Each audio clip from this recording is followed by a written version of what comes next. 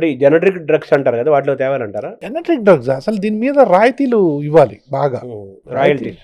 బాగా రాయితీలు ఇచ్చేసి దీని మీద ఇచ్చేసి వాటి యొక్క ప్రైస్ని బాగా తగ్గించాలి. అప్పుడు ఈ ప్రపంచ ఆరోగ్య సంస్థ నినాదం అంటే జీనా అంటాం, గ్లోబల్ ఇనిషియేటివ్ ఫర్ ఆస్తమా అంటాం.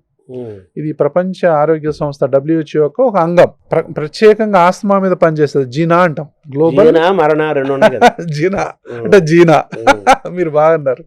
జీనా అంటే global initiative for asthma.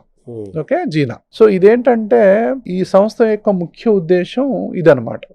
So వీళ్ళకి ఇన్హలేషన్ థెరపీ మీద అవగాహన కలిగించటం, దాని తర్వాత అసలు ఆస్మా అలర్జీలు ఎందుకు పెరుగుతున్నాయి అని చెప్పి పరిశోధనలు చేయటం, డాక్టర్లందరికీ కూడా దీన్ని వివరించటం. ఈ వరల్డ్ ఆస్మా డే సందర్భంగా ముఖ్యంగా మీడియా పాత్ర లేనిది అసలు ప్రజలకు ఏ సమాచారం కూడా అందదు. అవేర్నెస్, మీడియా ద్వారా అవేర్నెస్ అనేది వరల్డ్ ఆస్మా డేలో అతి ముఖ్యమైన అంశం.